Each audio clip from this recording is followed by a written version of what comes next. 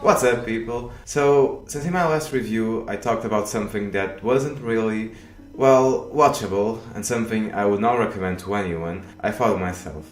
One of the purposes of making a movie review is to recommend films that other people should see. So maybe I have to talk about a film that deserves a little bit more attention, because in all honesty, Happy End is not only a good movie, by any standards, deserving of a wider audience, it's also currently my pick for Best Film of 2017.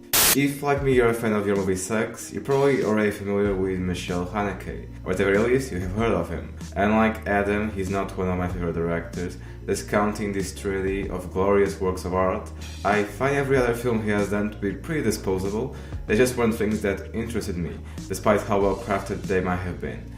I loved Amour, it was pretty much flawless and incredibly dark. Cachet was this mysterious thriller that made you think, and Happy End is entertaining and incredibly well executed.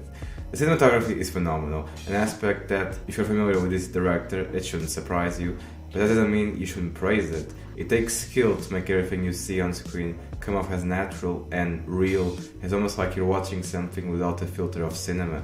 It's like a story unfolding before your eyes. It's as real and authentic as your last trip to the grocery store. There are no tricks or cons. All you see is real life. And it's a plus that the colors reflect this as well. Everything looks vibrant and alive.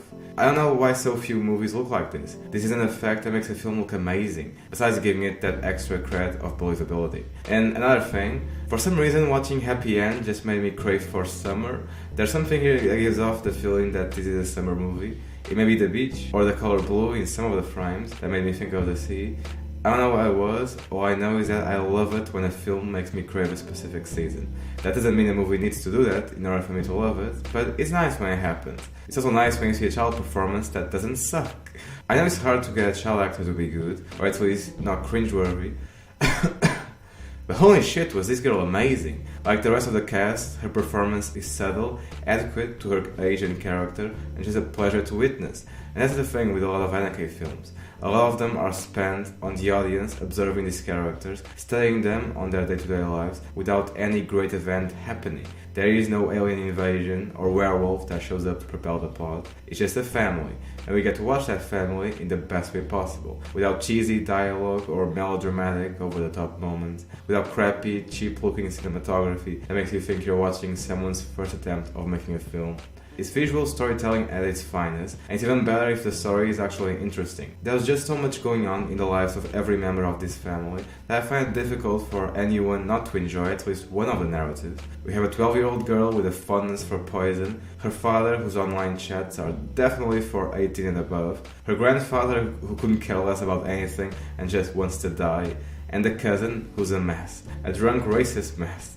They were all great and I loved each and every one of them. As far as shortcomings go, there were a few things I didn't care for, like the beginning of the film, just the first 5 minutes or so, the development of the cousin and how his story ended, and the score. There really isn't one. All the sounds and music are things that come from the movie's universe. We hear what the characters hear. I think that's part of what makes Haneke movies unique. They don't come off like other films.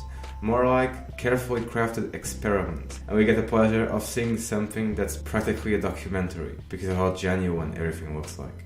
I have seen this twice and I'm confident in giving it a 9 out of 10. There's a lot going on in Happy End and somehow almost everything works. Hope you get a chance to see it. It's a really good film that warrants more recognition.